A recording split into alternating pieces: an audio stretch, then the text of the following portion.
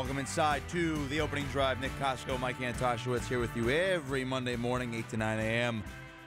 Back here again today, cold, rainy morning, but we make it as always. Packed show ahead of you, a lot of football today. We'll, of course, start out with a little bit of Rutgers football. 2 games left. Season's almost over. It's winding down. We'll get some Rutgers wrestling in today. They went 2-0 over the weekend, beating Oklahoma and Virginia, so we'll dive into that as well. Of course, we have to talk about the college football weekend, is as crazy as it was. And, of course, we'll finish the show with a little bit of NFL. Nothing too crazy happened over the weekend, but there are a few nightmare scenarios. There are a few nightmare scenarios. in the college football playoff. Yeah, so college football was definitely the more shocking part of the weekend in terms of football. But we're going to start, as we always do, then that is with Rutgers football. And, Mike, I don't want to dwell on them too much this morning just because we know they lost. We, I would say, expected them to lose this past weekend against Penn State, especially on the road.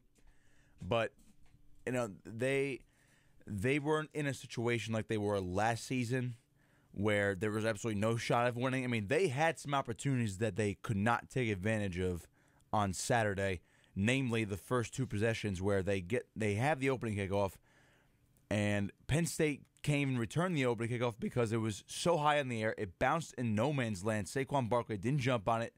Rutgers pounced on it, and they end up with a field goal. The next drive, after stopping Penn State, they go all the way down the field again, and then can't score a touchdown, settle for another field goal. If that game is 14-0 after 2 possessions for the Scarlet Knights, I think it's an entirely different ball game. Do they end up winning? You know, who knows? But 14-0 mentally is so much better than what they did 6-0. But then all of a sudden, Penn State on that next possession, their third possession, right down the field, Trace McSorley took over with his legs, and he ultimately scored on a 20-yard touchdown run. And then Penn State never looked back from there. Rutgers shot themselves in the foot, I think, a little too often early on in the game, where they could have not necessarily had a chance for an upset, but could have made a statement early on if they were up 14-0, and all of a sudden you're looking at this team like, wow, they might have something that they might knock off a shaky Penn State team that's already reeling after losing 2 in a row. You know, there's different levels, right, of being a good team, right? There's a continuum, there's a scale. There isn't just categories, right? So there aren't just really good teams here and really, really good, good teams here, okay teams here, right? Here's the difference, right? Winning teams, good teams, take advantage of their opportunities, right? The best teams create their own opportunities and then take advantage of them, right? Rutgers is obviously not in that category. They're not in that category yet, and they're trying to approach it, but that's way down the road, right? Having proficient in an offense where you can make your own opportunities and capitalize on everything. But what just good teams do, right? Winning teams do, bowl teams do, is that they take advantage of scenarios you just mentioned, right? Good field position, getting into the red zone, and then finishing, right? That right now is I think the biggest thing holding back the Rutgers Scarlet Knights. They don't have the talent level to take advantage of beneficial or advantageous or propitious situations in games. That to me is the right now the biggest step that needs to be made so that we could see improvement moving forward. Yeah, and you look at it's that simple. And Mike, you look at it, and you mentioned the talent disparity there. It's still there. One thing I want to say, I know it's kind of a cop out to say that this team has improved. That they're losing, what was it, 39-0 last year. Now it was 35-6 to Penn State this year. Against the Big Four, so to speak, in the Big Ten, at least in the Big Ten East, Rutgers still cannot match up with Ohio State.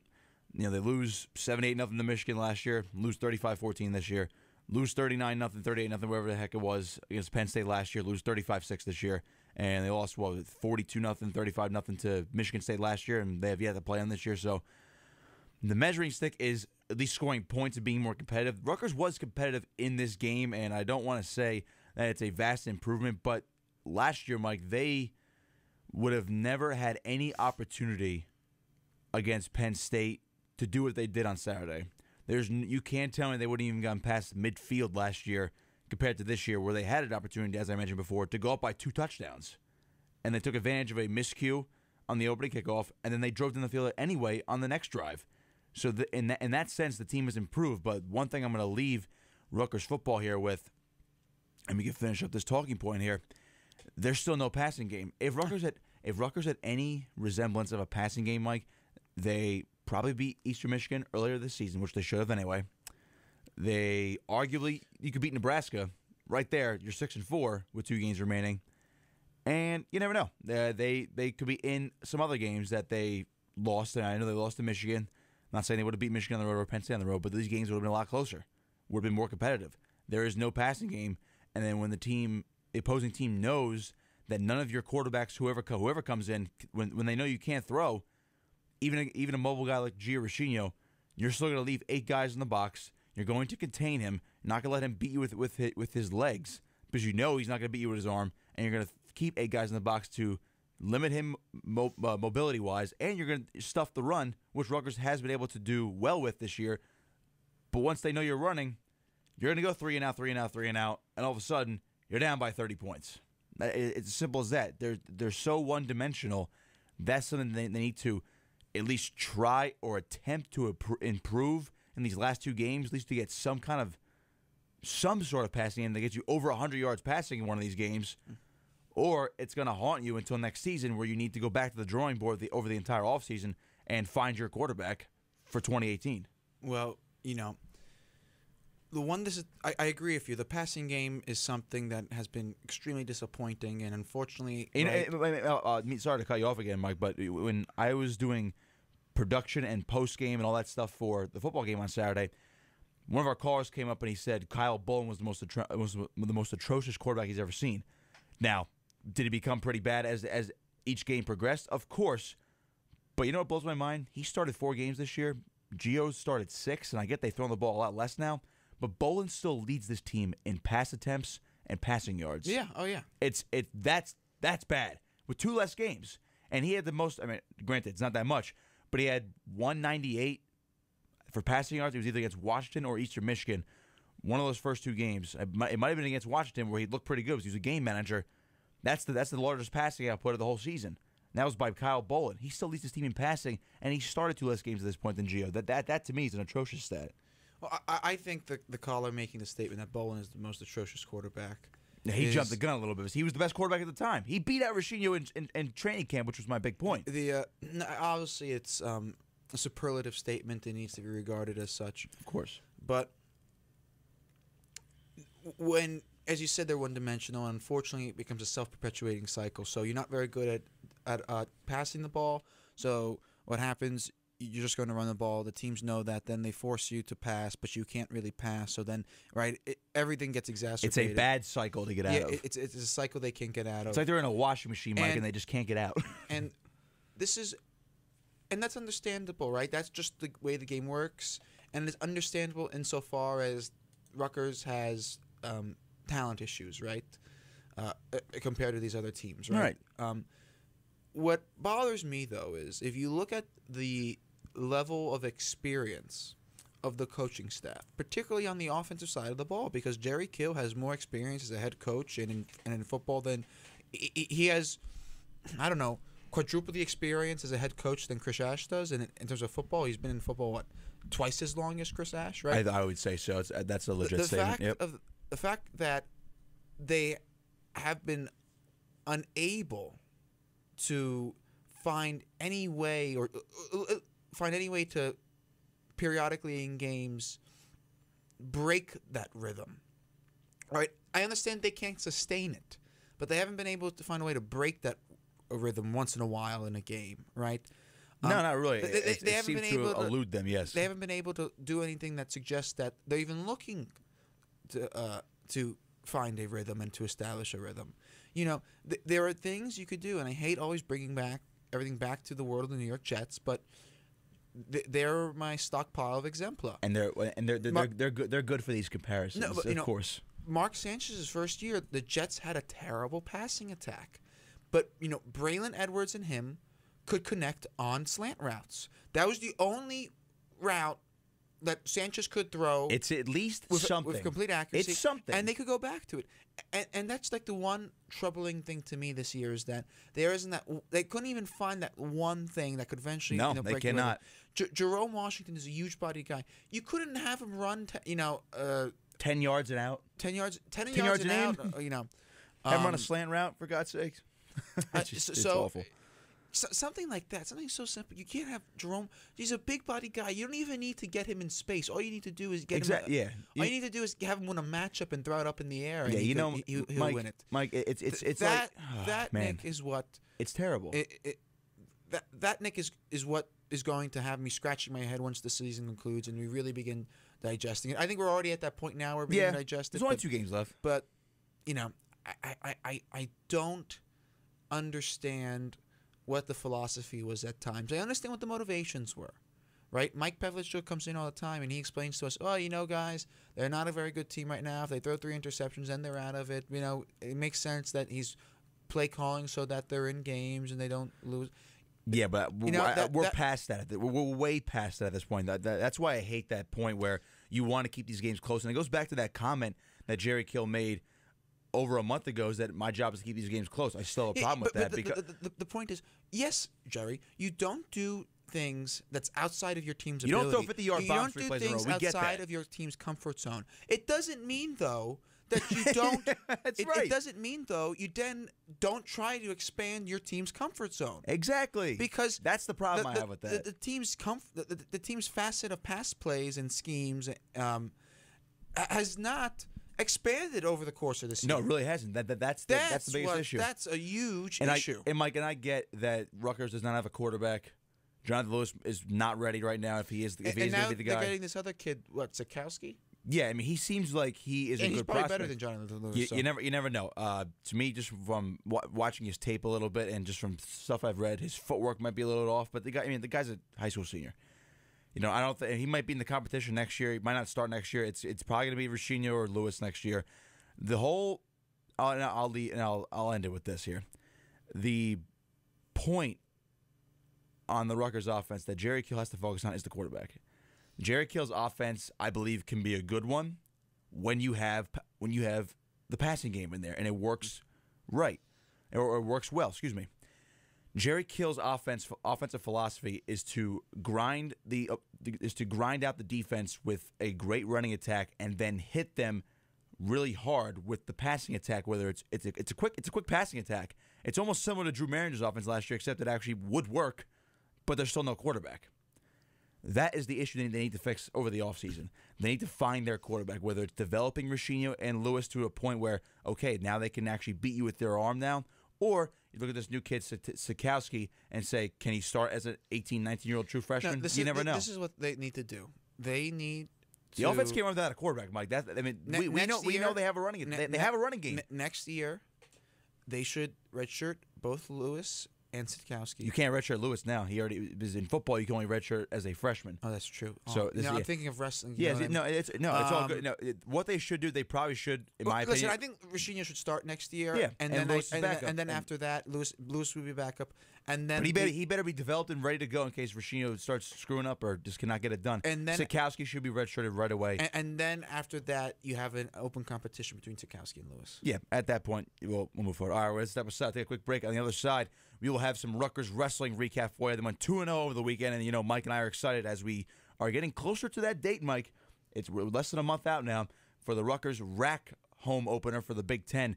Rutgers will host Iowa December 8th, and we'll have that call for you December 8th at 8 p.m. But we'll talk about what they did this past weekend and what lies ahead moving forward. Make sure to keep it locked. You're listening to The Opening Drive here on 88.7 WRSU FM and online at WRSU.org.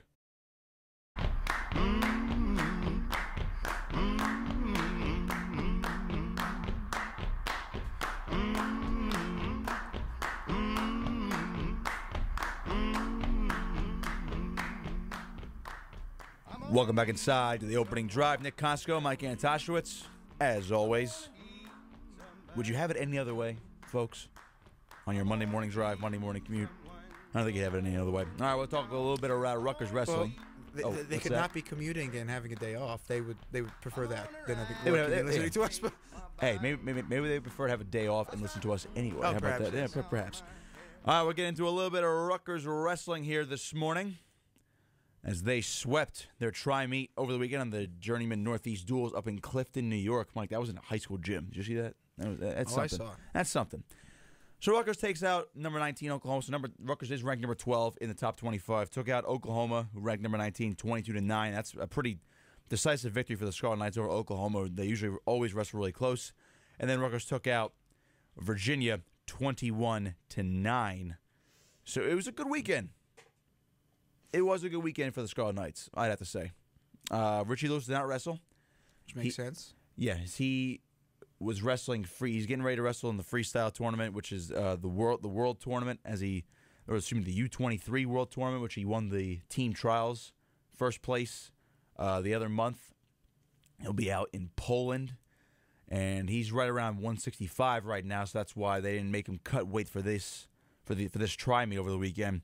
So he did not wrestle. In his place was Brett Donner, who I believe they made cut. Mike, I think he's listed as a 65-pounder, so they made him cut for the weekend. He went 0-2. Not too surprising, but let's focus on these other matches, the other individuals, Mike. So Rutgers pretty much handles Oklahoma. Soriano, 4-1 victory. Soriano, he's 3. He went 2-0 over the weekend. Del Vecchio looked pretty good. How about that against Oklahoma? 16-6 major decision. Mike Van Brill, Mike, let's focus on the Oklahoma match first. Mike Van Brill, who went 2-0 over the weekend as well, took out number 16 Mike Longo. And for a guy that is supposed to be filling in for Anthony Ashton at the moment, and you never know, it could be there the entire season if Ashton does not wrestle, this is the victory that you need to see from Mike Van Brill. Now 2-1 on the year. He lost a tough one to Ryan Deal against Maryland, who was also a ranked opponent last week, but a 3-2 victory over Longo, and then, of course, he won his next match 4-0 over San Martino of Virginia. But this ranked victory, Mike, that's got to be a big confidence booster for Mike Van Brill, and it also has to show you that Rutgers has a pretty good wrestler sitting right behind Anthony Ashton right now. No, we talked about this before, definitely off the air. I'm not sure we went into much detail about this on the air, but the fact of the matter is, it might be that if Ashton does not wrestle this year, the team's record would change that much. Outside of the Iowa match, I don't see any matches where you say, oh, God, Ashton needs to be wrestling here because everything could decide on Ashton. And the only reason why I think the Iowa match is so critical for Ashton is because of bonus points. I think we've said this before. Right. The matchups there are 5-5. Well, that's what we think are 5-5. 5-5, 6-4 with Ashton, probably. No, I think it's 5-5 with Ashton, but it could be 6-4 depending on if Richie Lewis could defeat Kemmerer, and obviously that's up in the air. But even if it's 5-5 and Richie Lewis doesn't win, the opportunities for bonus points are greater for Rutgers than they are for the Iowa Hawkeyes. And we all know what Ashton could do on top, what he could do with a tilt, and how he accumulates bonus points better than anyone on this team.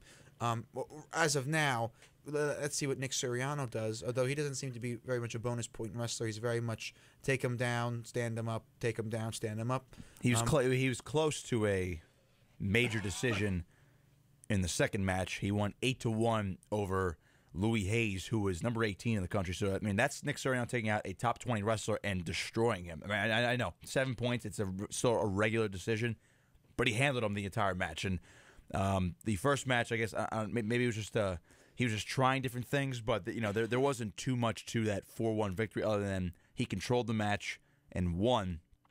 But I'm not worried about Soriano. I think Soriano, in a spot where you need him to, he can earn you bonus points because he's a very controlling wrestler. Oh no, he absolutely could. He absolutely could. I'm not saying that. I'm just saying, relative to Van Brill, that's where Ashton has the main advantage. Oh yeah, of course.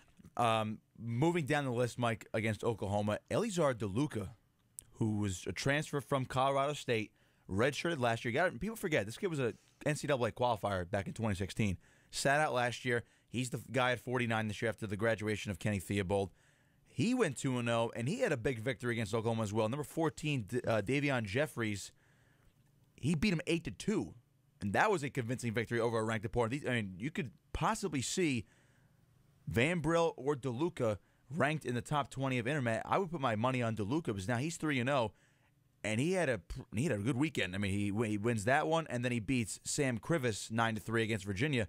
So he had two convincing victories, and one was a ranked opponent, a top 15 guy. You might see DeLuca top 20 come the new rankings this week. I think you will, and he's been a pleasant surprise, and he's been pretty good so far in his first 3 matches. Does it put him in the top 20? I don't know. It's a chance. No, he's going to be. Listen, he's going to be teetering on the edge of that boundary for the entire year. I think they're probably going to have to ask for, one more victory. Well, there'll be one more victory. I mean, if you look at the Internet rankings they'll be updated tomorrow. Tomorrow will be a week from the last rankings. This is we're looking at 149 right now. Yeah, and he took out Jeffries, who was ranked 14th. He is a. Yeah, I guess he has a shot to be in it. There's a chance. There's a chance. Maybe one thing that hurts him though is that yes, he's experienced. He's a senior. Well, he didn't wrestle Bannister against Maryland. No, he didn't. Right now, he's still ranked at 12, but I don't think he's wrestled yet this season. No, he's not wrestled yet this year. But looking at it, there's a lot of experience at the top. I mean, it's mostly juniors and seniors in that top 5 in the bottom 5 of the Intermet rankings. And yes, he's an experienced wrestler too. But you have a bunch of sophomores and juniors. I mean, seniors and juniors up there. They might be a little resident to put Eleazar DeLuca, who's a bit of an unknown quality, over some of these more experienced guys. He's still kind of that's why you're right. He's still kind of an unknown because he did transfer and he sat out last year and he hasn't really been seen since he wrestled in the Big 12 for Colorado State 2 years ago and he made the tournament. But he looks good so far, and everybody we've talked to over the past year or so, including throughout the entire offseason, they said this kid is pretty good and he's going to be a solid addition to the lineup. So it's something good to see. 157 we don't have to dwell on, Mike. It was Brett Donner, the backup right there. And I believe they made him cut for these 2 matches too. I mean, he lost 5-0, and then he lost 4-0. So he didn't even score over the weekend. It's tough to see, but I think as far as any of the guys that are still on the bench right now that could be good additions to the lineup, Donner not the guy just yet. I mean, we're looking at a guy like Joe Grello to step in at 65 or 74 eventually, and then that's where it leads me to my next point. I'm not sure if Grello will be able to drop to 65, honestly. No, he's listed at 65 right now. Yeah, but I think he's really they're pushing. I think he's more of a 74 pounder, and we'll get 9 pounds is a big switch. Of course, and we'll get into that at 65. John Van Brill won 6-5 over Barnes, gave Rutgers a victory in the Oklahoma match. Then actually he got hurt against Virginia. He hurt his ankle. He lost 9-2, so he somehow stayed in there and prevented any bonus points in that match. But now that there's a chance he could be sidelined, as if we look at Rutgers' schedule. The next thing coming up, Mike, is the Army Invitational at West Point. It's an individual tournament. That's this Sunday, and then they're off until December 1st, where they take on Lock Haven, and that's gonna be a big match. It's at 65 because that's where Chance Marsteller ranks for Lock Haven. And if you look at I got to find the rankings now. At 65, Marcel is pretty far up the rankings. He's at number 11.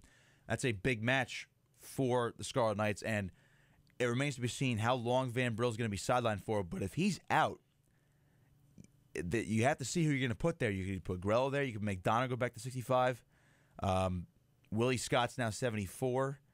And there's backups there, but you don't know what's going to happen with 65 because once Lewis comes back from his freestyle tournament, he's definitely going back to 57. That's where he's comfortable at in college wrestling. He's a 57-pounder.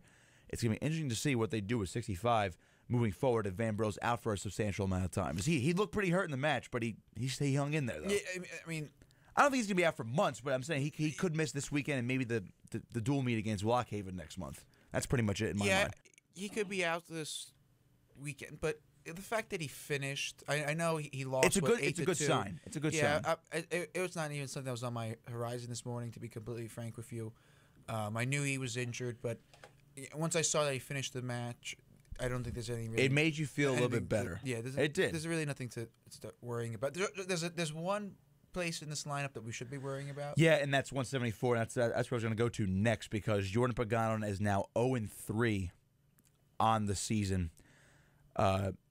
Mijas, number 13 in the country, defeated Pagano 7-3, handled him against when they wrestled Oklahoma, and then Pagano lost 6-5 to Will Shaney of Virginia. And another close match, Mike, but Jordan Pagano 0-3. he most certainly will have to drop in the rankings now. He has not won a match. He was still ranked 18th even after his loss to Uvalde against Maryland last week. He most certainly will drop in the rankings, and I don't want to hit the panic button, but we've talked about his confidence issue. It seems like he either, I don't know what's going on with Pagano, Mike, because he looks much more physically fit than he did last year. Looks like he was going to be better this year, but the confidence issue is the one to worry about because he just seemed to not show up in those moments where you needed him last year, but then other moments he did show up. It's just he's back and forth. Don't hit the panic button, Mike, but maybe this is the time where Coach Goodell says, you know what, we have other guys behind you. I think it's time to look at Mr. Joe Grello, Mr. Willie Scott. Do you think Goodell makes a change, or at least considers a change, after this tournament this week? I'm not sure if you might see multiple guys in each weight class wrestle in this tournament this weekend, because it is an invitational. So I would think you get multiple guys in each weight class throughout those brackets. Do you think maybe after this weekend, Goodell considers a switch at 74 going into the dual meet schedule starting next month? I think there's a possibility you might see a Willie Scott or a Joe Grello take Pagano's spot at 74 by December 1st when they face Lock Haven. I think you have to consider it. You have to consider it. If you're Coach Goodell, you have to consider it at this point. I mean, I just want to go more into the actual issue. Those options are available to Coach, and he knows a lot more about wrestling than we do. Mike, that's part of the issue. You have to consider making a change now because he's 0-3. He's dropped in the rankings. He's lost arguably two matches. Listen. He lost a match. He lost against Maryland, against Uvalde, and he lost against Virginia. Okay. Two matches he probably should have won. Yes, but I mean, this is, why is he losing these matches? I think is the more interesting question here. They have backups. I think it's mental. I really think it's mental. Now, it's definitely some sort of mental issue, but what is the mental problem, right? And when I interviewed him at the media day, he was very frank with me, and he said that last year, after beating number 4 wrestler in the country, Price from Lehigh, but he was ranked 4 at that time. Yes, right? he was. That was the first time in his career he really felt that there was an expectation put on him, not just by his friends or his family or by his coaching staff, but by the media, by a wider wrestling audience. And that got to him a bit. And he said, I wrestled, not wrestling for myself, but wrestling for the expectation. And that mindset did not allow things to click for him in matches. And it also hindered him as he moved through the Big Ten tournament and then through nationals. And if that type of thinking, if that mental funk, right, has carried over through the offseason while he's been improving physically and putting all this work in and looks to be a new wrestler, and that's still the issue from last year, then there's a real problem there. I don't, you're going into the season now, and then you're going to have to start fixing these things. That is a little disconcerting for me. Now, if the issue is that he's been working on a lot of things, he's been trying new techniques, and he's physically stronger, and he's trying to improve his skill, his arsenal, and things haven't clicked there, then I don't think there's a lot to worry about at this point. Although that we should have his name circled because it's something to look out for. But I think you have to look at it. I think this coming weekend is going to be telling of where he's going to be moving forward. It's a tournament, so it's a different setting. They're not dual meets. If he can string up a couple wins, I mean, I think it'll take him out of Goodell's doghouse, so to speak, and he'll be the guy who's still remaining at 74 moving forward. A couple other guys, Mike. Nick Gravina 2-0 over the weekend. Not a big surprise there. He didn't score a lot, but he put together some solid matches.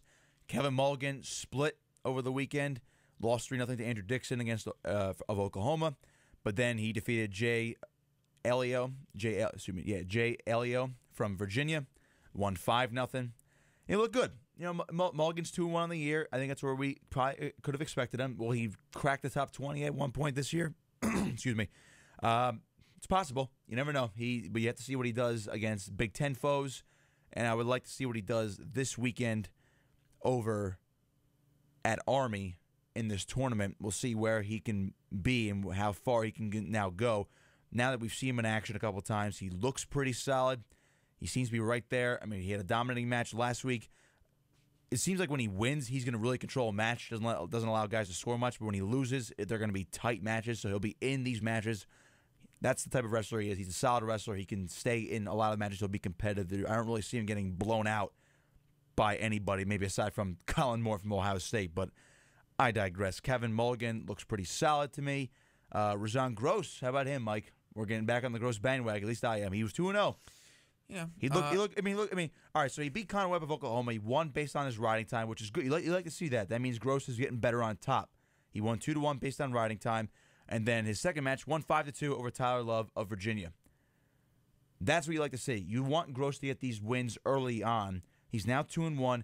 If Gross can string together some victories before the Big Ten series, Mike, that only gives him more confidence, and he'll feel better, and then it's like, all right, he'll have more confidence for the Big Ten matches.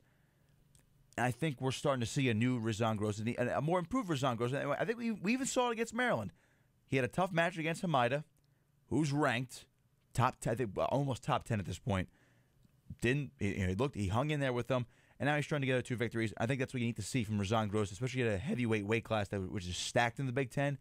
You need Gross to win these matches now and then be competitive once the Big Ten matches come around. He's right there. I think you're seeing improvement from him each match so far. Listen, because let's move on to the next segment here. He's bigger than last year. That's a good thing, but he still looks a little bit out of. He still looks out of shape a bit.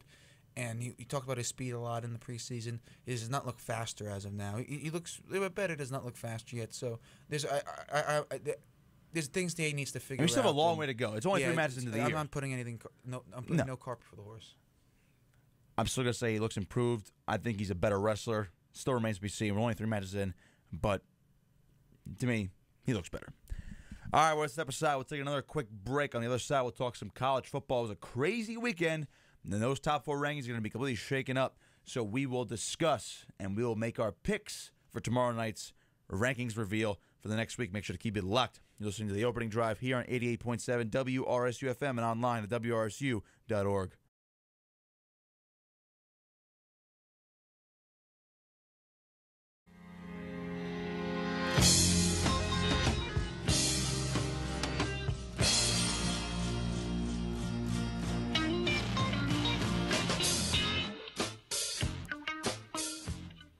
Welcome back inside The Opening Drive. Nick Kosko, Mike Antosiewicz.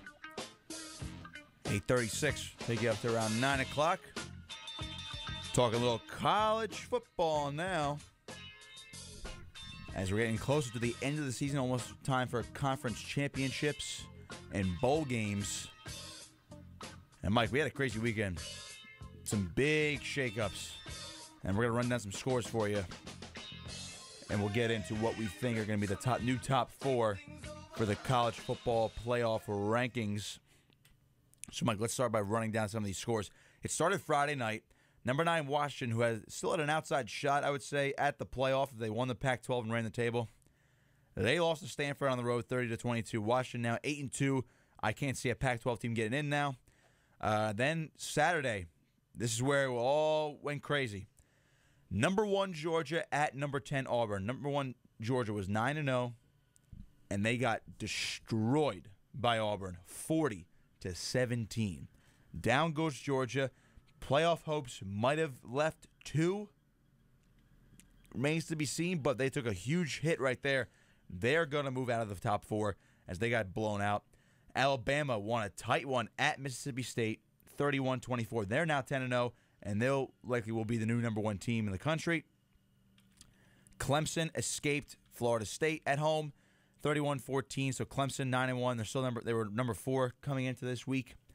They might move up a spot or 2. Oklahoma 38-20. Mike, number 5 Oklahoma over number 6 TCU. That's a convincing victory. Oklahoma looks good. TCU might not make the playoff now. But these 2 teams likely to see each other again in the Big 12 championship, because there are no divisions in the Big 12, and they just take the top 2 teams, and these are the top 2 teams right now. Because Iowa State did lose, so we will likely see a Oklahoma TCU Big 12 championship as Oklahoma already defeated Oklahoma State, and TCU also beat Oklahoma State. So we'll still see likely a Oklahoma TCU Big 12 championship in a rematch, unless some other crazy things happen in the remaining Big 12 schedule. If we look at later, or also in that day, Miami, I thought was the biggest shock. They I thought they might win, Mike, over Notre Dame, but they destroyed Notre Dame 41-8. Listen, I thought Notre Dame's done. They're not going to the playoff now. Oh, it's fantastic. Miami is undefeated, 9-0, top in the ACC. It's going to be Miami Clemson in the ACC championship game. Miami throttled Notre Dame. Number 8 Wisconsin defeated number 20 Iowa 38-14. Very convincing victory. Number 11 USC beating Colorado 38-24. How about Ohio State? I know Michigan State and Ohio State are 12 and 13 respectively coming into the week, but Ohio State at home beat them 48-3. So Michigan State's not going to the Big Ten championship. Looks like it's going to be Ohio State out of the East. I can't see them making the playoff right now, but you never know, because if more teams lose 2 games, you never know. But Ohio State destroyed Michigan State. Oklahoma State beating Iowa State 49-42. Number 17 Virginia Tech got bounced 28-22 by Georgia Tech.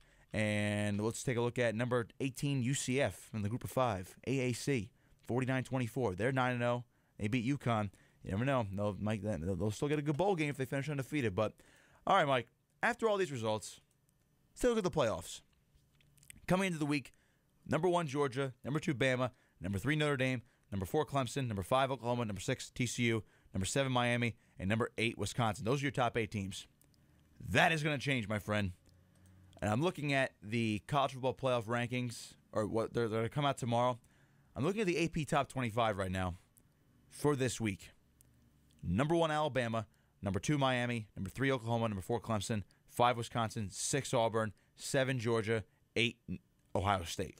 I think that's pretty much right. I think the only it's thing almost is right. Georgia should not be 7. I understand why they have Wisconsin ahead of Georgia. You see, I think Georgia should honestly be 5. I think Auburn should be 6. I don't think Georgia should be ahead of Auburn. Auburn just destroyed them. You can't put. I know. Can't put, so and I get Georgia only has one loss. Auburn shouldn't be 5. Yeah, listen. I the only issue I have is Georgia being 7, but there's really no way you could do it so that you could give them a higher ranking and make it equitable. So I guess 7 it is. I think these are pretty much right. I think the only 2 teams you could flip are probably Oklahoma and Miami, if necessary. If the committee feels Miami's only big win was against Notre Dame, and Oklahoma has some big wins, but they did lose. They did lose a game. That's pretty much it, you know. But there's a chance, Mike, that you might see a big shakeup this week. You know what that music means? My phone go off too. He's back. Look at that. I don't think I was recording the video at all. Look at that. Well, I'll tell you what. Mr. Pavlichko. I'm going to have to stand up now, because now I have to fix this. I can't tell if I was recording, Mike, on my... You've arrived. I was recording our video here, but now it's... I think my phone shut off. Well, I'm glad you got it last 2 weeks ago when we had Coach Goodell here.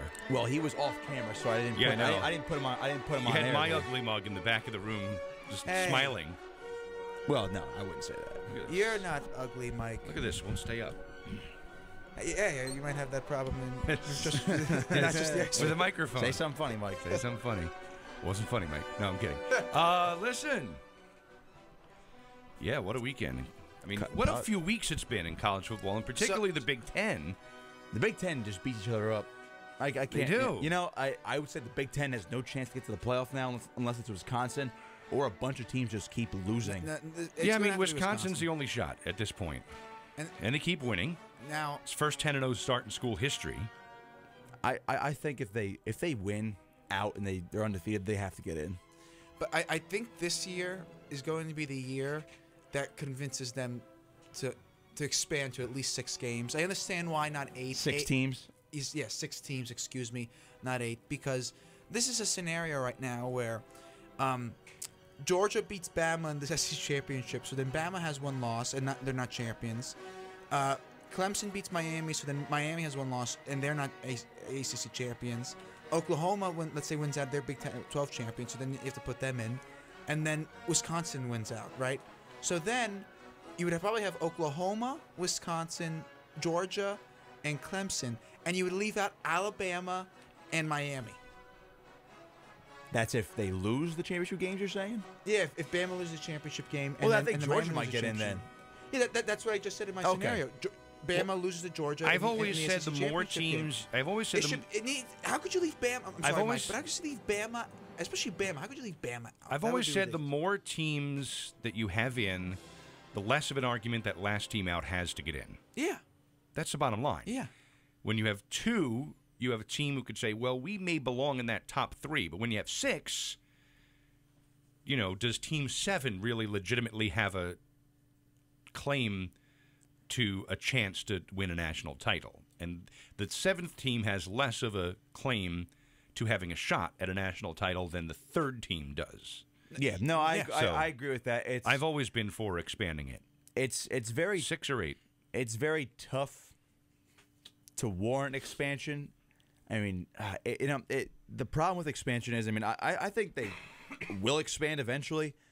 I think the only problem with it is, as you were mentioning, Mike, I'll kind of use the same logic. But if you're the 5th or 6th best team right now out of the top 4, and you can't get into the top 4, you have a claim to say, okay, yeah, we might have a shot to win the national championship as well. But if you expand it to 6, what you were saying with the 7th and 8th teams, are they really that good? But you know what though? Or if you expand to 8, then you have those 9 and 10 teams saying, "Oh, we should have been in the play. We should have been the 8th seed." Right, but I'm saying is a 9 or a 10 team has less of a claim to try to win a national championship than the number 1 or number 2. Well, that's what I mean. Team does. That's what I mean. That to me is the problem with expanding, because most likely, if you had a 1 through 8, the 8th team is not beating number 1. I mean, you never know. I mean, fine.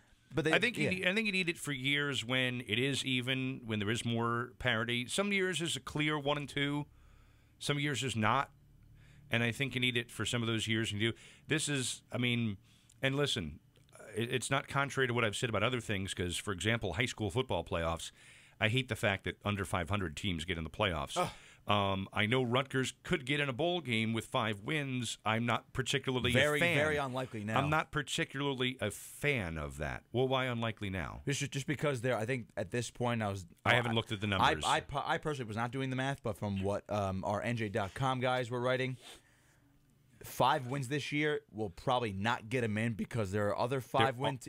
There are other teams ahead of them in those APR rankings that have 5 wins. That would have 5 wins and have a higher APR ranking. That's fine. I haven't looked at it. Yeah, and also I think there's less chance as well, just because I think more teams now are getting ready to clinch with 6 wins. That's fair too. That's fine. Yeah, I haven't looked at it. You gotta remember. I'm just saying I'm not a fan of. If Rutgers got there, it'd be yay for Rutgers. But but with 5 wins, it's totally fine. But I'm not a fan of. That kind of thing. However, I still say, and I agree with you. This offense, everybody can see it now that every other part of this Rutgers team has gotten better, except that offense. And the person with the most experience in football, right, is leading that offense. I think it's a factor. Listen, at some point, Gio was deemed not good enough to be the starting quarterback, and it took a while. And he's only the starting. Bolin. No, Gio was at some point. Gio was determined not good enough to be the starting quarterback. In the preseason, and it was Kyle Bolin. And then Bolin didn't do well enough, and by default, it's now Gio. Gio didn't get this job in the middle of the season because he was better than Bolin. I don't think. You may hear that different from Chris Ash, but I think he got it by default because it wasn't going to be Jonathan Lewis nor anybody else on the roster. And so when you're competing against a guy that can't throw, none of them could throw. That was the biggest issue. Jonathan Lewis was tremendous in high school and probably better than Artur Sikowski in high school.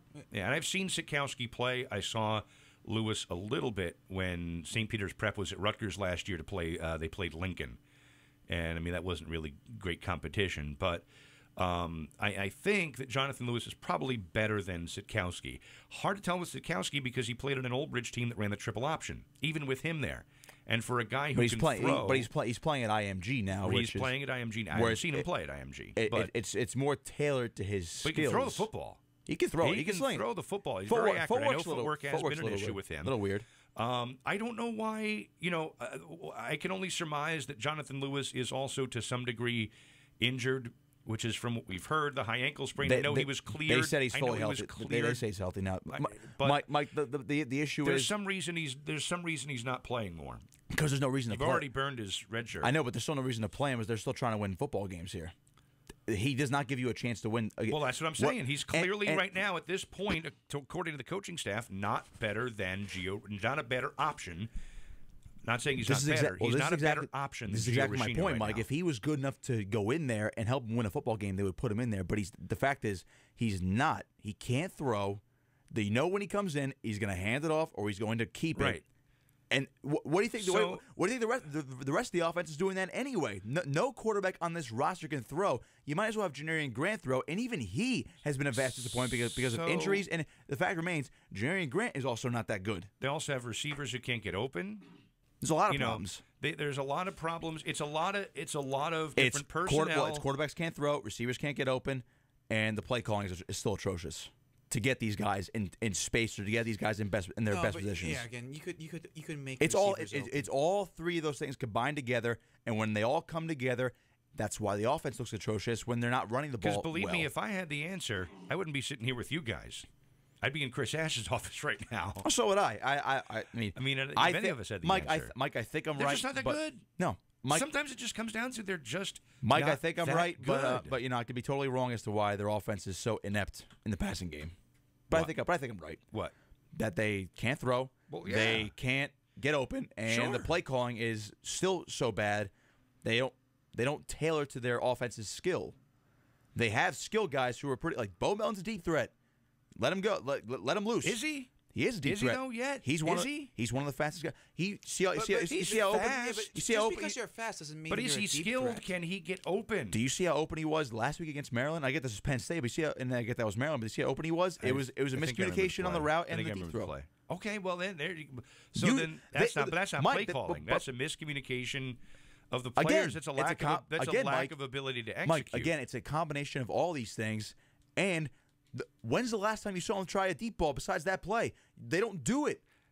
No play action either. They have players right now. Our colleague Matt Howe had a good point on the post game on Saturday. No play action. Have you seen them run a play action play this year at all? They have players who can't execute the game plan. It's like I said. It's a lot. It's a combination of a lot of things. Answer, but it's a combination of everything. Of a lot of things. It's a combination of a lot of things. Of course, that said, how many yards did Saquon Barkley have? 35. 35, 39 on 35. 30 some carries. They shut him down. Good for them. I said good for the defense, which leads me to I believe that this team could.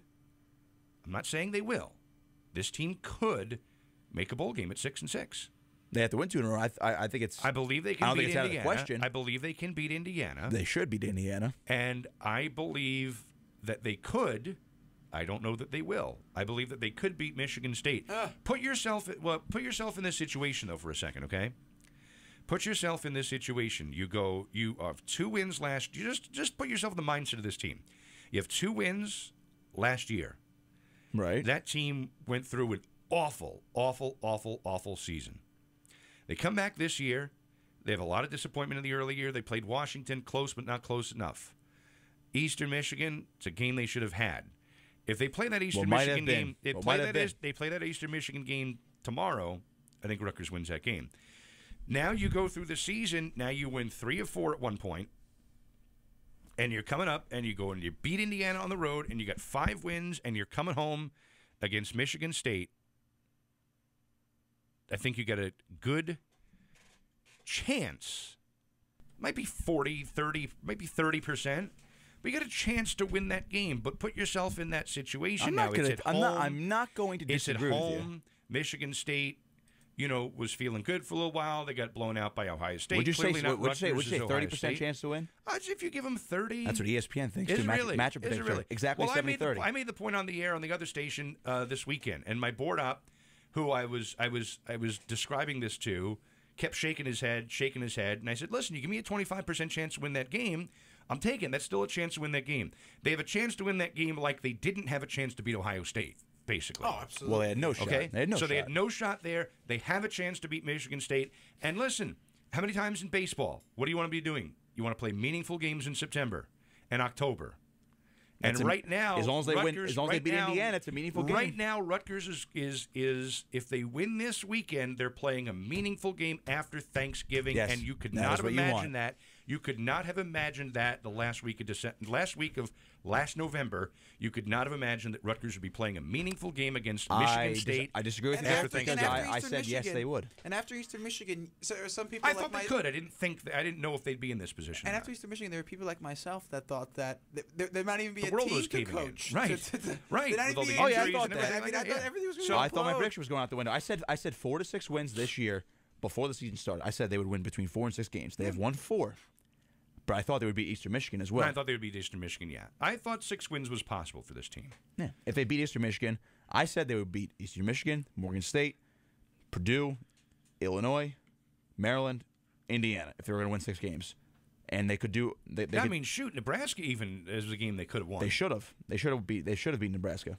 I mean, woulda, coulda, shoulda, but the point. Should have beat Eastern Michigan too. If they beat Eastern Michigan or Nebraska, if they beat both those teams, heck, they already have 6 wins. If they beat know. one of those teams, all they have to do is beat Indiana, and they have 6 wins, and then you don't even worry about Michigan State. You just try to get a better bowl game. But obviously you got to win it. You got to win at Indiana, or the conversation's over.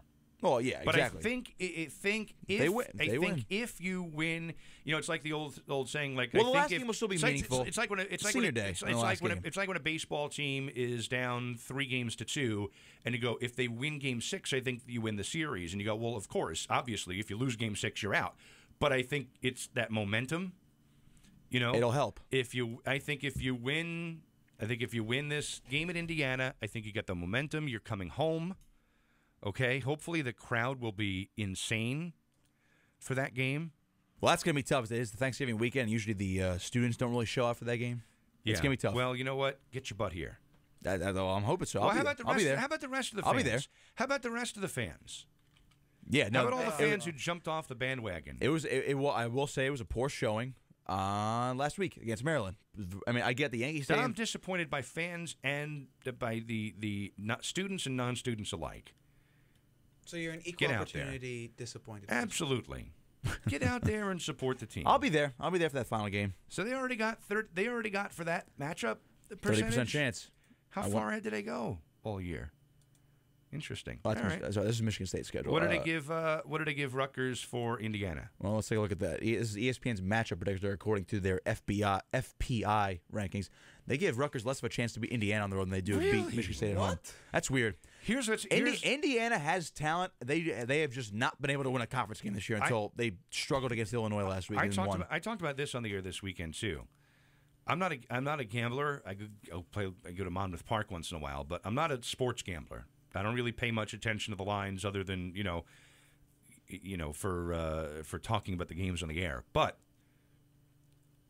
Rutgers has beaten the spread a number of times. They're this year. 8-2 against the spread this year. Vegas is very rarely that wrong.